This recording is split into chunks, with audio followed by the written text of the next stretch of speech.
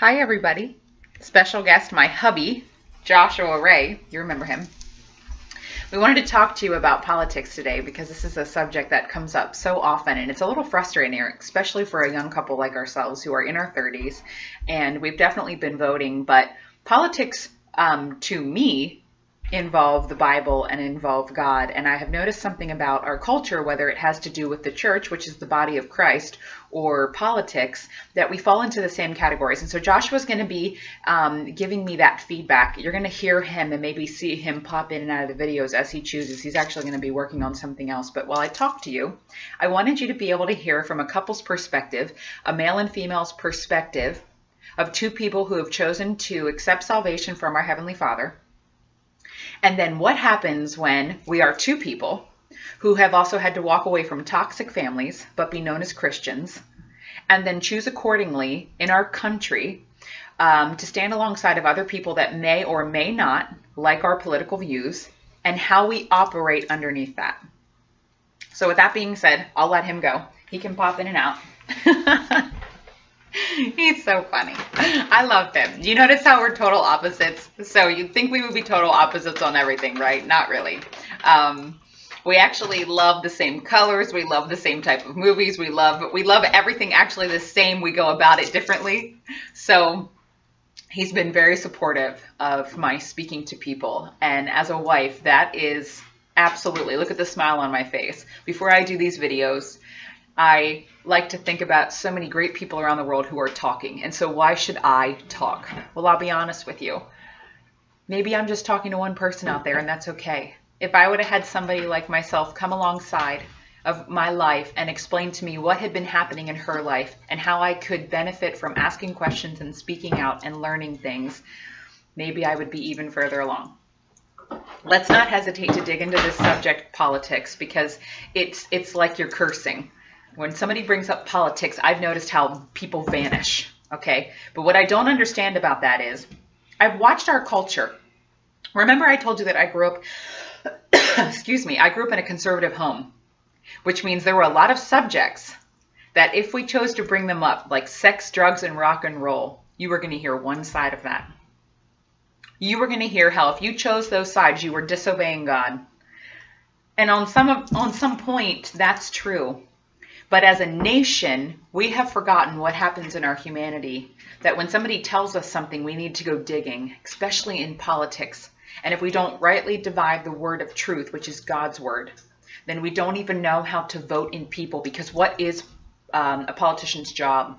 It's to lead the many who may or may not know what to do based on experience for the large whole, that we all may benefit from that.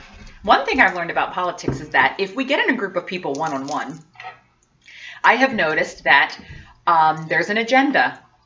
It is to end their sentence and to get you to believe that side, instead of have a conversation where somebody may or may not understand all the political views, but like one person's stance. And then I've also been fascinated how we don't know every single person who is running. So that means that if we like somebody or we dislike somebody, we choose to pick or not pick based on how we emotionally feel, but not how we intellectually understand what the value is behind their political views. So I've also learned that I do not like that none of these topics edify and uplift all Americans. Now, the funny thing about that is every time you get a group of people talking about politics, you could get passion. Who cares about that? That's awesome. People will stay in a room when there's passion, unless you don't believe that you should hear or understand what is being spoken about. Joshua, do you think that I'm explaining that correctly? Do you have anything there that you want to add that maybe I'm not saying, or that I did say and you wanted to speak about? Just speak loudly. They can hear you. I just think that people need to get past the idea that differing opinions means a complete and utter boundary between people. People can have differing opinions, and you can still believe that that person is a good person. I mean, obviously that would depend on what the opinion is on certain things, but a political belief isn't necessarily a belief that somebody is an idiot I think we have to get past labeling people as stupid because they believe one way or another.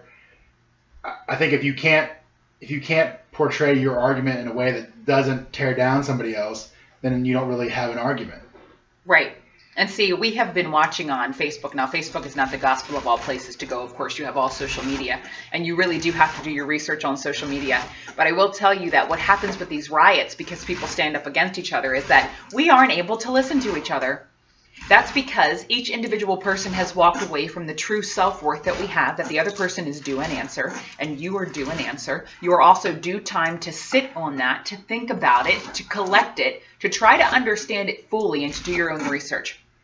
I would ask you a question. Do you believe it is our job as individuals in America to do our research on who we vote in completely? Is it okay to just turn on the television and to watch what the television has to say about each individual person without doing extra research? If you say yes, that it is our job to research, then what have you done to research? And what have you done to stay out of the negativity? Folks, I understand Donald pisses a lot of people off. I understand that. If you're honest with yourself, you have somebody in your family tree who mirror images that. Maybe your crazy hairstylist. The one thing I like about Donald is that, do you really think that when he says something that he doesn't know, that it's going to irritate somebody? Why would he think that? Because he's running for politics? No, because he's a human being. I think that, and I'm a hairstylist in Hummelstown. We're not relating too well. The guy's got a terrible haircut. That's not something that I wouldn't tell him to his face. I'd be big enough as a hairstylist if I ever got the opportunity to meet Donald and to tell him that there are some fascinating things about him, and if he ever sat in my chair, I might have the opportunity to learn something about money that I didn't know. He may be able to teach me something while I do a great job on his hair and make him feel special, make him feel handsome, like I do for every guy that sits in the chair that I give a haircut to, or that at least I try to. We love to tear people down because Donald has something that we don't.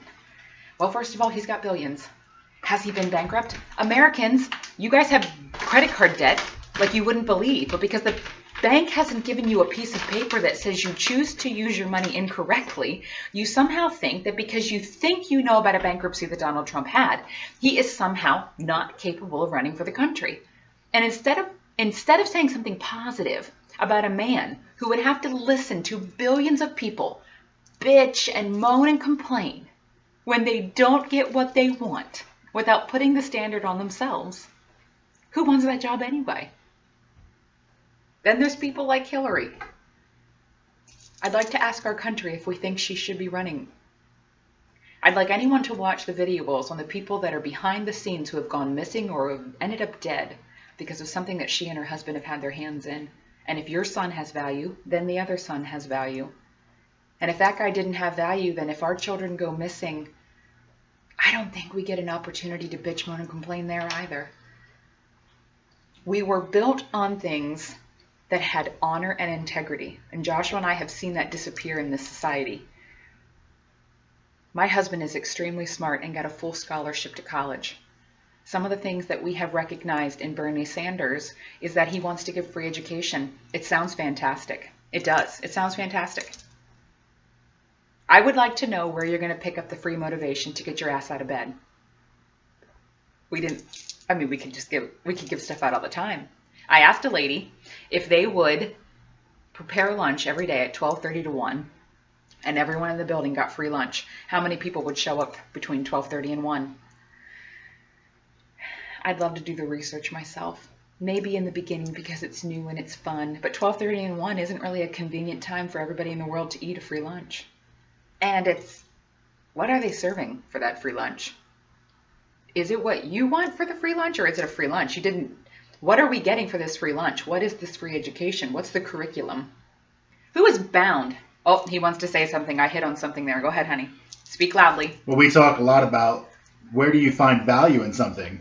Like if something is free, a lot of times the value on it isn't what you expect. You have kids right now who go to college whose parents are paying for their education, or maybe they're paying part of their education and they're still sleeping through class. If you don't have something that has value, that's why you constantly hear about people who work their way through college who are like, look, I earned this. I'm paying for this. I'm not going to let it go to waste. if you give something for free to somebody, it takes away the value of it. It no longer has an importance to them. That's just like people talk about, well, someday when you have your car, you'll treat it differently than you treat mine, or things of that nature. Yeah, it's true. I put myself through beauty school, and I will tell you, I'm one of the 3 who are still working out of 32 people 17 years later. I invested in myself, and I took time to learn what I needed to learn. And I have gotten to know people over the last 17 years in a way that you can't even imagine. When you're touching them and you're transforming their whole entire look while you're staring in the mirror at whatever size I was at the time, it's unbelievable to me the dedication that I had, because I knew that what I was getting into, I had to pay back. Folks, I'm all for free education. Who's going to pay the teachers to show up every day? I mean, they had to go to school to learn what they're going to learn and teach, but then we're going to give whatever else out there is free. Is it free? No, it can't possibly be free, because you have to drive on roads that are built to get to the building. You got to purchase gas that somebody else put at a gas station that decided that you would then drive on that road to the building. And then there's got to be street lights for people to get to their cars, which we got to pay for energy, because if those girls get raped walking out of school to their car, the free education that they got, they're just giving all kinds of stuff out for free now. You're going to have to give alarm clocks away to wake those kids up, because, well, they're all going to want to get to their free educational class at 8 o'clock in the morning. What time is that free class going to be given? Because 8's not going to work for me. You know, it's a little too early. I'm all more of a 10:30, 10:45, 10:47-ish kind of gal. You know what I mean? So you can give free away all day long, and somebody's going to find a glitch in it. Folks, if you don't have a brain, no matter what somebody says, you can't think through it. And how can you get other Americans standing up, doing and having value in all things, while you give it away for free?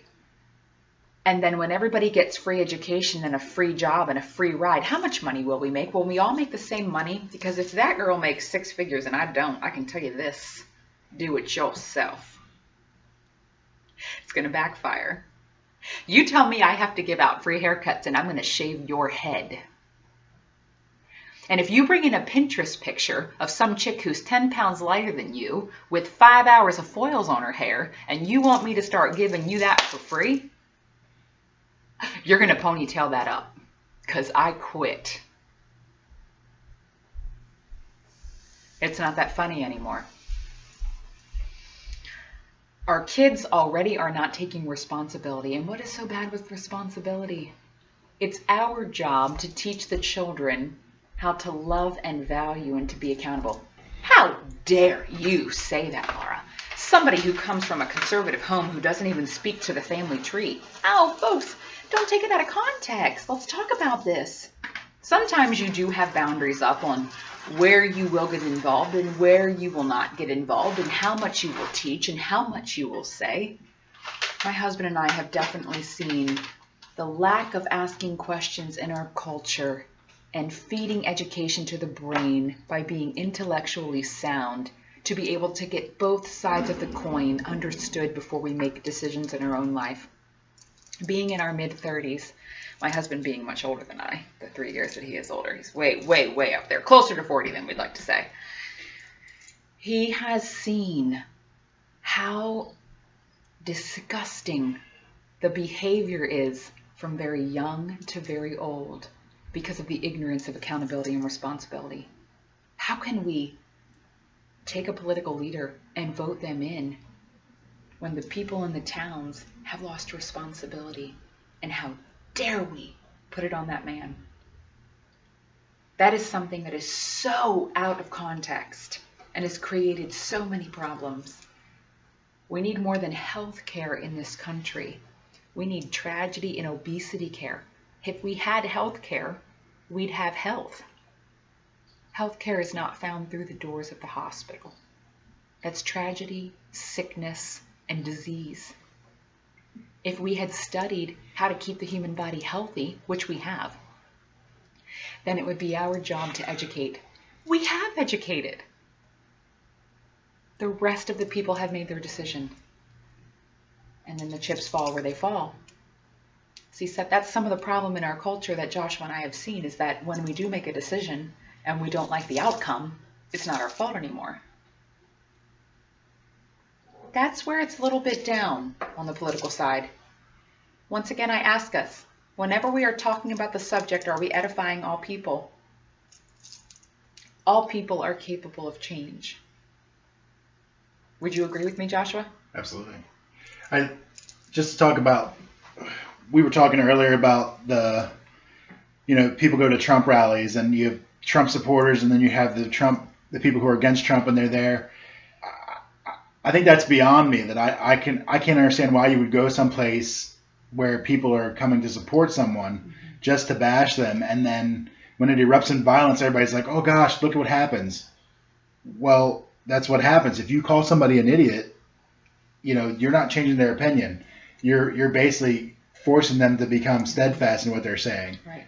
And it becomes a character issue. When you call someone an idiot based on what they believe, that becomes you're calling into question their character. You can why we can't just simply say, look, I don't believe what you believe, and here's why. We don't make an argument that's sound or that's logical. We automatically go to the emotional. Yeah, to the emotional. Oh, you're dumb. You're such a stupid guy for believing that. Yeah. How can you believe what he says? Blah, blah, blah. Right. I mean, how do we think that we're going to edify people doing that? Do I feel like there are people who are idiots? I feel like there's a lot of people who exemplify idiotic behavior, but then I have found that in my own life, and then I've been on a journey to erase that, and I have learned that long before we are able to vote in the person that we want to take care of our country, we will be going to that voting booth with the amount of respect we have for ourselves. And you will be voting based on how you respect yourself. If you start to think about what I just said when you walk into the booth, you vote in a political leader based on the way you take care of your own vessel. I know there's a lot of single moms out there, and I know there's a lot of single dads, and I know there's a lot of people just like myself and my husband who have made a lot of mistakes. And that does not give us the right to continue. Our country is worth fighting for, just like our Lord. If we choose to do what is right, whether we choose to sit or we choose to stand, we have to make a decision. And there is a choice in there. I want to encourage all of you to think about a subject, and if the subject is not so that all people can learn and all people can have value and all people can be better and all people can stand up to be encouraged to be accountable and responsible, then you're on the wrong journey. And your selfish decision will fester like a disease, cancer. It'll eat you from the inside out or the outside in, but either way, it will destroy. God has created our culture to be built on the responsibility of one person, myself. If I really believe in something and I do it, then I need to be able to show that to other people so that I can lead by example. There are lots of toxic behavior in our culture. Being involved in politics does not have to be one of them. Politics is currently in a box like church and Jesus Christ. People use it to take out their frustrations, to lie, to hide, to manipulate, to devour, to control, to erase, to kill, greed, power. And it's the same thing found in the church. Not all church bodies and not all people who plug into the church are toxic. And same goes for politicians. It takes a lot of guts to stand up. It takes a lot of guts to set aside. But each person can go out there and ask specific questions. Pertaining to my husband and I, we have found that when people hear what we are doing or what we're not doing from other people in town, that they will decide, oh, those are bad people, because they don't have enough guts to come and ask us. I know how difficult it is to get guts and to ask questions and to research. My husband and I are no different than you. We are no different. Every day, we have to make a decision. Let us leave you with that encouragement. Let us leave you with that encouragement that there are two people here, young, and understand that it is difficult, but that you can rise above this. And for political leaders, that we need to be researching what is out there. But do not allow this to get you down, Because if it is something that is negative, instead of asking questions to another person, Laura or Joshua, what do you think? Laura or Joshua, what have you found?